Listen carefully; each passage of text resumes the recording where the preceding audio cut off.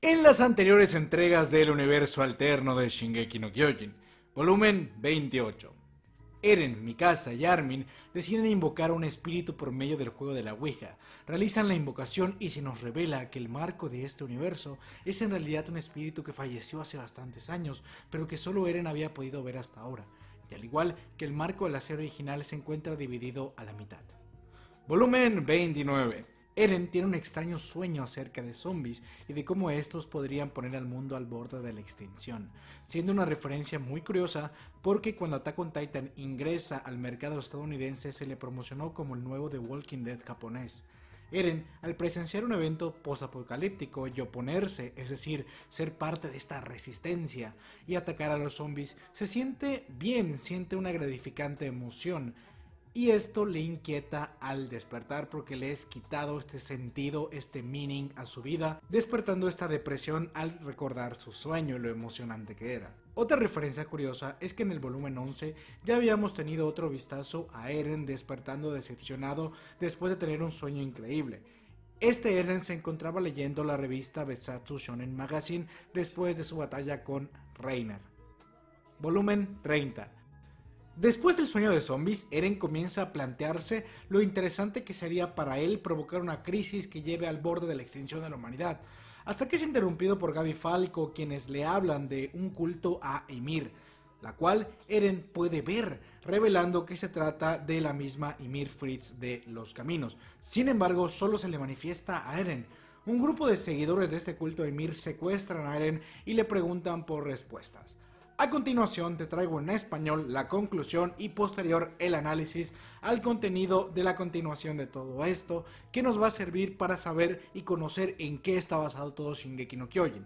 Vamos ahí con la continuación que Isayama nos presentó en el volumen 31.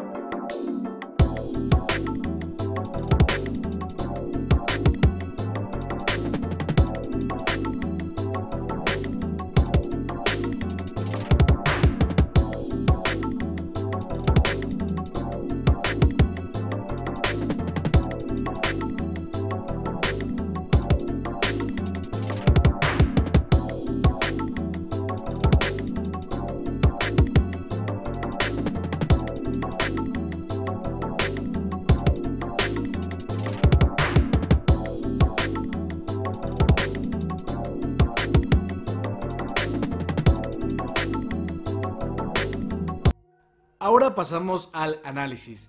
Este culto aparentemente está liderado por Zeke Yeager y también tiene como mano derecha a Yelena. La capacidad especial que Eren tiene es que puede ver las manifestaciones de Ymir y todo gira en torno a este mismo culto de Ymir. Al inicio de este video te mostré y te coloqué algunas ilustraciones. Estas pertenecen a la película Midsommar, donde se menciona este culto de Ymir en la vida real y que está basado en varios pequeños cultos que se encuentran en Europa. mismo que es representado en esta misma entrega. Antes de adentrarnos a todo esto de Midsommar, me gustaría que aprecies esos trabajos de Isayama para la exhibición final, donde en ilustraciones se representa a Ymir Fritz manifestándosele a alguien, muy similar a lo que Sick dice que Eren experimenta. Estas ilustraciones, te repito, fueron hechas por Isayama, tanto en manga como para la ilustración final, y son de alguna manera spoilers acerca del contenido real dentro de las deidades de Attack on Titan, por eso es curioso. El punto es que Eren, el cual no se confirma que sea hermano de Zeke en este universo, es el único que puede percibir a Ymir Fritz por alguna razón, por lo que se le pide que entregue el mensaje que tiene Ymir para todos ellos. Eren se muestra claramente asustado y alterado, lo cual me parece curioso porque es colocado en la misma situación que tenía su padre Grisha Jäger en los reavivadores de Eldia, solo que Eren involuntariamente alimenta la moral de este culto al confirmar las sospechas de Zeke, en cambio involuntariamente malinterpretado la realidad para levantar el ánimo de su culto. Lo curioso también es que este culto de Ymir está conformado por personas que han desempeñado posiciones importantes y de poder en el manga de Attack on Titan, como Darius Ackley, el generalísimo, Nile Dog, general de la policía militar, Rico Bresenska de las tropas estacionarias y por último Onyankompon de los voluntarios. Eren se arrepiente de haber imaginado una situación como la del volumen 30 y haber pensado que iba a ser emocionante de vivir algo así, algo extraordinario, algo similar a lo que está viviendo ahora mismo el Eren del manga en el desarrollo original de la historia, donde está provocado una situación parecida al tomar los poderes de Ymir Fritz. Al final, es rescatado por Bertolt, Reiner, Historia, Armin y Mikasa. Lo que me parece un paralelismo claro con el manga es la incorporación de Reiner, como ocurrió para ahora en los capítulos recientes, y el hecho de que Eren esté amarrado en señal de que no controla nada, pero también como lo tenía amarrado el titán colosal Bertolt a su cuerpo durante el arco de choque de... También como Ymir, la que vimos en la historia, es encargada de traer un auto, lo cual me parece una referencia al titán carguero, a Pig, que se une a los demás ahora mismo en el manga en los capítulos recientes, junto con el poder del mandíbula. Sin duda no creo que no haya nada, ni un solo detalle que no haya sido planeado intencionalmente con un doble o triple propósito por Isayama. Ya sé que todo está planeado por él, pero yo creo que esto sí tiene más doble sentido. De hecho, la expresión de Eren al momento de ver la reacción al culto a Ymir es muy similar a la expresión que tiene Frieda Reis al momento de advertirle a Historia durante su infancia que no cruce la línea. Me parece que ambas expresiones demuestran lo mismo, como este sufrimiento por ser parte de algo más grande. En el caso de Frieda, el pacto de renuncia a la batalla, y en el caso de este Eren de esta dimensión, el hecho de ser el único que puede escuchar a Ymir. Dos situaciones muy similares, ¿verdad? De verdad que llama mucho la atención cómo el pacto de renuncia a la batalla de alguna manera se hace presente en este panel. No te digo que sea la respuesta, pero sí te digo que se asemeja mucho al papel que quiere interpretar o que nos quiere dar Isayama, es la misma. Con estas dos expresiones que son importantísimas dentro del arte de un manga, la expresión, y me parece que estas dos están conectadas. De hecho, lo curioso es que creo que esta viñeta tal cual de Frieda, esta expresión, no fue adaptada en la tercera temporada, o sea, no fue interpretada, pero sí en la temporada de Chugaku, por lo que sería interesante darle un ojo a Chugaku. Mientras editaba el video me puse a ver el episodio de Chugaku donde ocurren estas expresiones, y la verdad es que la expresión de Eren se pueden ver en dos ocasiones. Lo que me pareció curioso es el detalle de que en ambas versiones Eren es un estudiante, en Chugaku y en esta versión alterna. Ymir Fritz al momento de manifestarse asusta a Eren, el cual tiene esta expresión, pero también se puede ver cuando Mikasa asusta involuntariamente a Eren. Historia, además de Eren, es la única que puede ver a Frieda Reis, la cual es la causante de estas expresiones. Lo que me parece curioso es que si sustituimos a Frieda en el capítulo de Chugaku por Ymir Fritz tenemos el mismo resultado, lo que me parecería una idea curiosa. Ahora, después de conocer lo que se viene con la entrega del volumen 31, la verdad es que en Reddit me recomendaron y se habló mucho acerca de la película Midsommar. Para quienes tengan la oportunidad, búsquenla para ver, ya que se explora mucho acerca de este culto de Ymir y contiene muchas referencias visuales sorprendentes, inquietantes, que te van a dejar analizando si ya leíste Attack on Titan. Igual es como una buena recomendación de cuarentena. Después de ver Midsommar como 3 veces, sí hay una referencia clara a Shingeki, comenzando con todo esto del culto a Ymir, el cual he estado investigando, pero creo que se va a requerir un video aparte para poder adentrarnos en esto. Pero sí, Hajime Isayama nos confirma a través de este universo alterno que es oficial dentro del canon de Attack on Titan. Recordar que aparece en el capítulo 120 y que también tiene influencias del mundo real. El mensaje de Isayama es que nos está contando una interpretación de los mitos nórdicos escandinavos. Además, que las vestimentas tradicionales que vemos en Midsommar son exactamente iguales a las que tiene Ymir, lo cual me parece una referencia bastante interesante a estos mitos europeos, súper interesante. Por lo que Shingeki no Kyojin en un sentido general, es decir, sin especificar mucho y siendo bastantes ambiguos, está basado en la mitología nórdica, pero en un sentido más particular, ya considerando los detalles, utiliza elementos de cuentos difíciles de descifrar, pero que forman parte del folclore europeo, escandinavo, germánico y de todas esas regiones de Europa. Por ejemplo, se maneja en común la referencia a Ask y Elba como hombres creados a raíz de un árbol, la bestia como representación de la naturaleza y también el titán bestia, y el sol como fuente de vital para los ritos. El carro, tanto en la silla de ruedas improvisada utilizada por Levi, como en el carro mato usado como titán cambiante.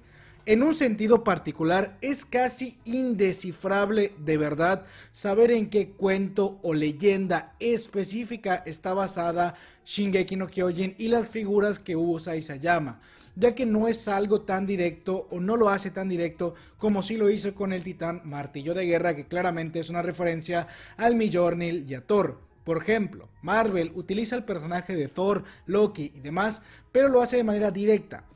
Lo que queremos saber con Shingeki es de qué manera Isayama está implementando estos elementos, o sea, qué está usando como base, qué cuento está usando como base, porque hay muchísimas edas y cuentos antiguos que narran ciertas historias que se desarrollan con estos personajes como Odín y demás. Por eso, determinar qué personaje representa cada quien es complicado, pero Isayama nos está dando una pista de hacia dónde lleva el argumento real de su historia y apunta hacia estos cuentos del folclore europeo. Esa es la respuesta. Mitología nórdica, similitudes, génesis y referencias. A partir de ahora vamos a hablar acerca de todas estas referencias ya más específicamente. El solo nombre de Ymir ya nos dice un montón de la conexión que existe entre Attack on Titan y la mitología nórdica. Ymir, que en nórdico significa algo como gritar, lo cual es importante dentro del desarrollo de la historia de Attack on Titan, ya que según la información dada por el autor y representada en esta nota del anime, se establece que por medio de un grito es una vía por la cual se logran activar las habilidades escondidas de los titanes, como la del titán hembra o la propia coordenada.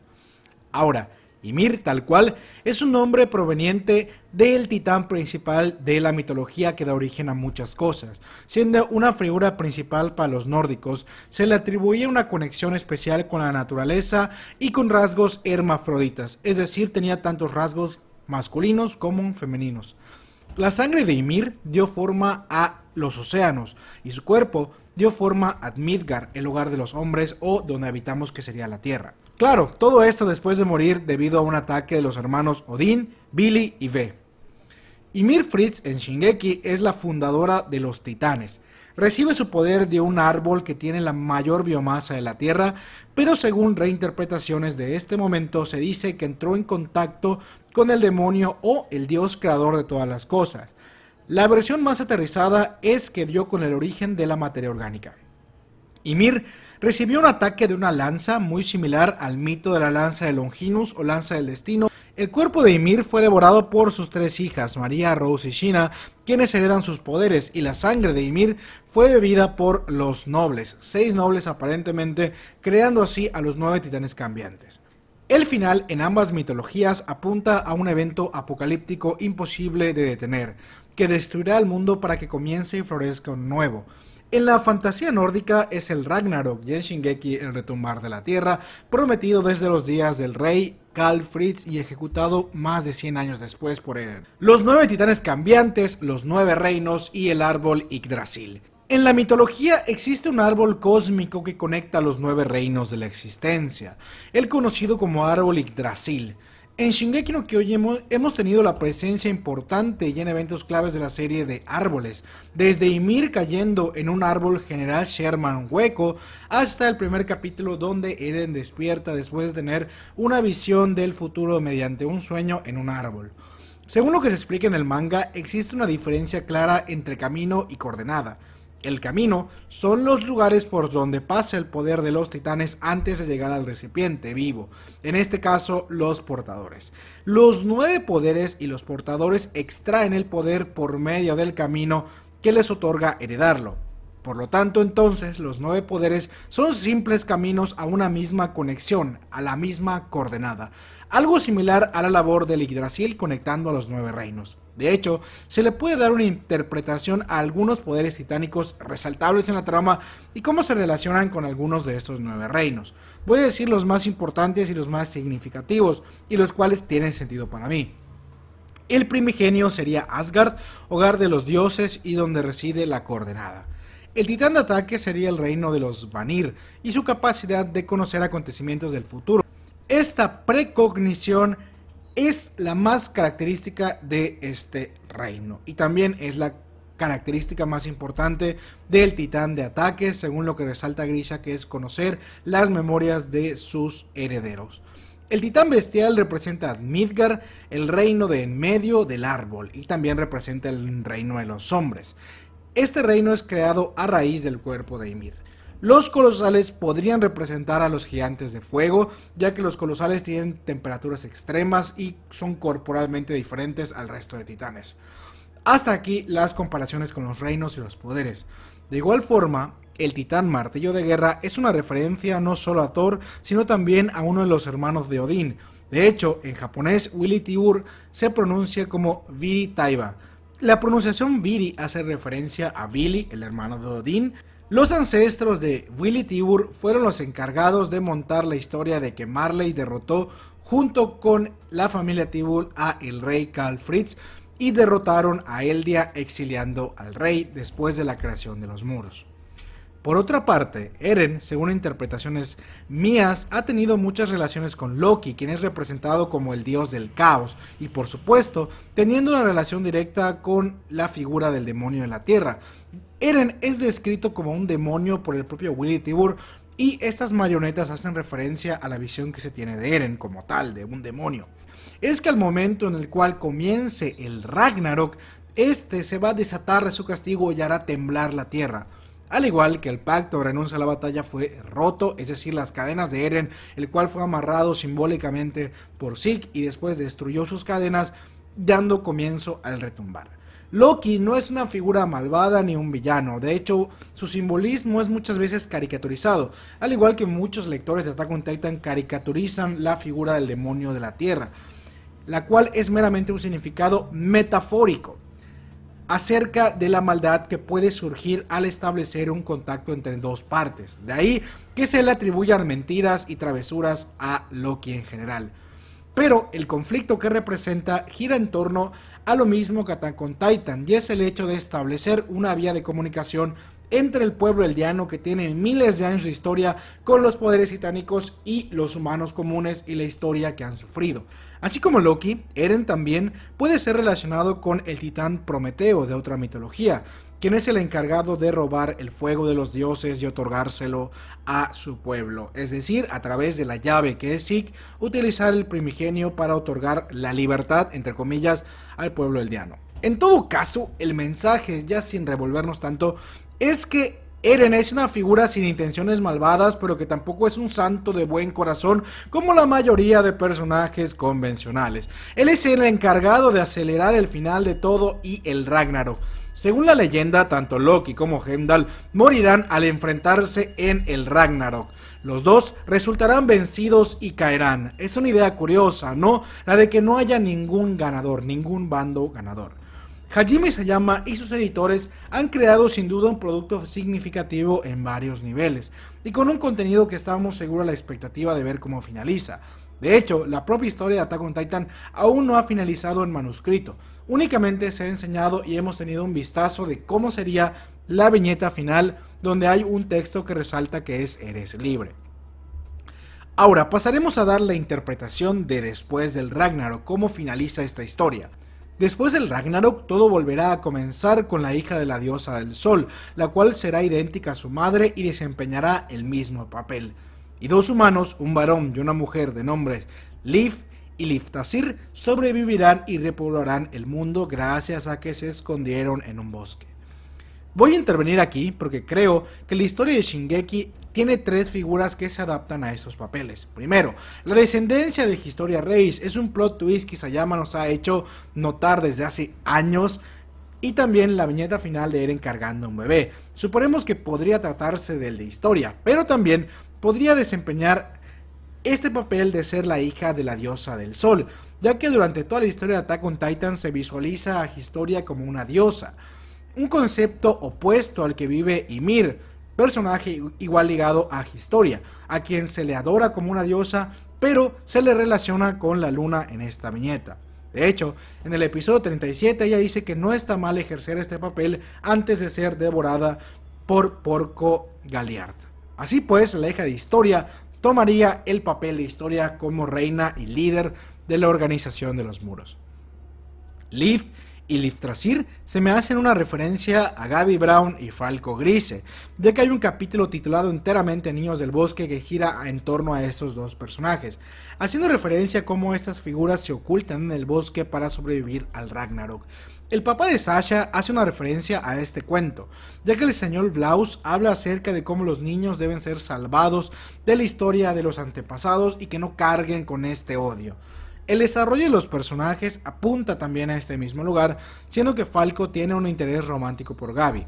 Gaby también tiene un desarrollo importante, comprendiendo que no existe diferencia entre los eldianos de la isla y los del gueto, simplemente la forma y la visión del mundo que tienen, siendo curioso cómo también Gaby Brown fue concebida en físico, en estética, en cómo está dibujado el personaje, en cómo se ve pues como el opuesto femenino de Eren, tomando como base un manga antiguo de Isayama, en específico el episodio piloto de Attack on Titan del 2006, 3 años antes de que saliera originalmente la historia.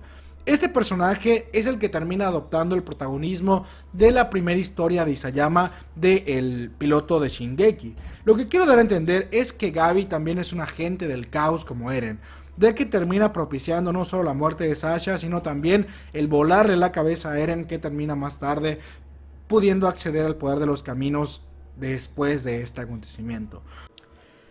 Es así como pienso que el Eren que conocemos ya no va a volver a aparecer nunca más, y haciendo una referencia, guiño, lo que sea, a el piloto de Attack on Titan, quien va a tomar el papel de Eren, entre comillas, va a ser una Gaby ya reformada, y también un Falco que representaría a las nuevas generaciones. Por eso pienso que Isayama podría matar dos pájaros de un tiro haciendo esta referencia. De igual manera, pienso que el único personaje que ha enseñado realmente querer ser un padre ha sido Jan Kirstein. A pesar de que sean las maneras equivocadas, realmente creo que este personaje va a terminar cumpliendo su sueño de sostener a un bebé y diciéndole que es libre. Sin embargo, aún queda mucho para conocer la verdad de cómo va a finalizar Attack on Titan. Hajime Isayama aún no ha terminado ni el manuscrito, simplemente nos ha dejado ver que este será el final, y aún sigue siendo labor de todos interpretarla, pero ya nos estamos acercando a la respuesta. Yo en este video te he dado mi respuesta el día de hoy. ¿Cuál es la tuya? Déjala en los comentarios.